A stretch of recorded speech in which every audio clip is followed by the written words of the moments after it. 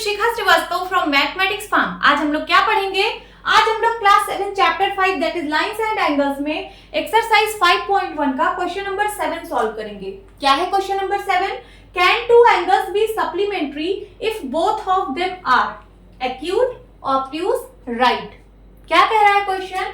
क्या दो angle supplementary हो सकते हैं जब दोनों एंगल एक्यूट हो, या फिर जब दोनों एंगल ऑब्ट्यूज हो, और या फिर जब दोनों एंगल राइट एंगल हो। ठीक है, आपको ये क्वेश्चन में पूछा है कि क्या दो एंगल सप्लीमेंट्री हो सकते हैं इफ का मतलब यदि दोनों एंगल एक्यूट हो, यदि दोनों एंगल ऑब्ट्यूज हो, यदि दोनों एंगल राइट एंगल हो। तो आपको तीनों केस में चेक करना है कि क्या जब दोनों एंगल एक्यूट हो तो क्या वो सप्लीमेंट्री हो सकते हैं, जब दोनों एंगल ऑब्ट्यूज हो तो क्या वो सप्लीमेंट्री हो सकते हैं, जब दोनों एंगल राइट हो तो क्या वो सप्लीमेंट्री हो सकते हैं। तो एक्यूट एंगल कैसा एंगल होता है? Less than 90 degree, less than 90 degree.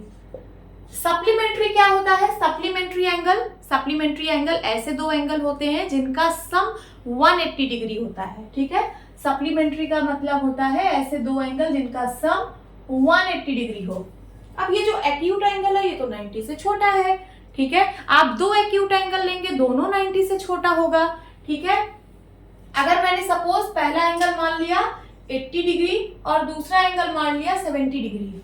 ठीक है, अगर मैं इन दोनों का सम करूंगी तो ये कितना आएगा? 150 डिग्री। 180 से छोटा आ रहा है कि नहीं? 180 तो आ नहीं रहा है।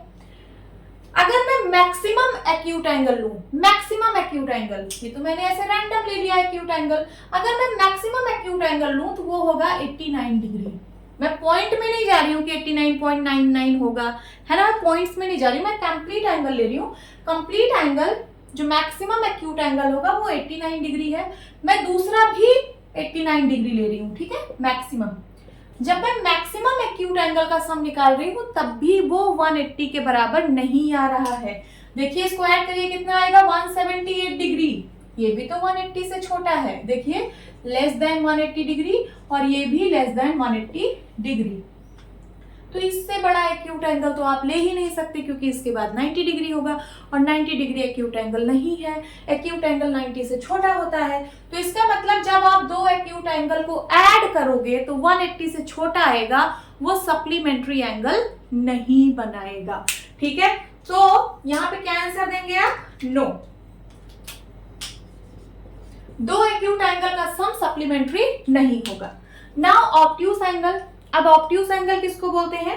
ऑब्ट्यूज एंगल ऐसा एंगल होता है जो 90 डिग्री से बड़ा हो और 180 डिग्री से छोटा हो। यहां मैं लिख देती हूं, greater than 90 degree, greater than 90 degree and less than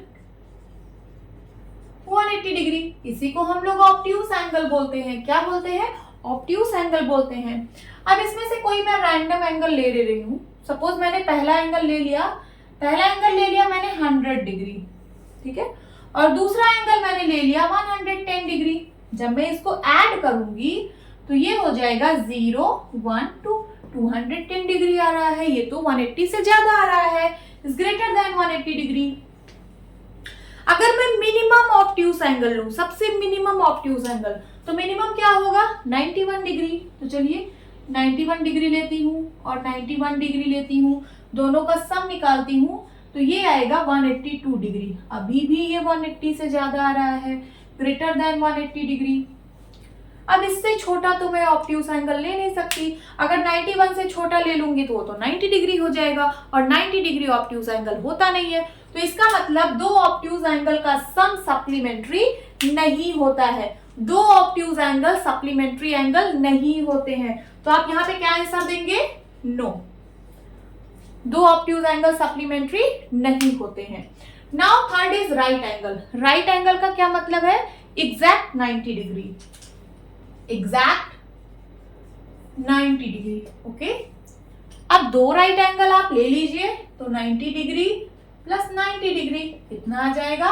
180 degree. हाँ, ये सप्लीमेंट्री है। दो राइट एंगल सप्लीमेंट्री होते हैं। तो आप यहाँ क्या आंसर देंगे? यस। अगर दोनों राइट एंगल हैं तो वो सप्लीमेंट्री होंगे। ठीक है, यही आपका आंसर है। होप स्टूडेंट्स आपको ये क्लास अच्छी लगी होगी। मिलती हूँ अपनी नेक्स्ट वीडियो में, तब तक के लिए बाय बाय, टेक केयर।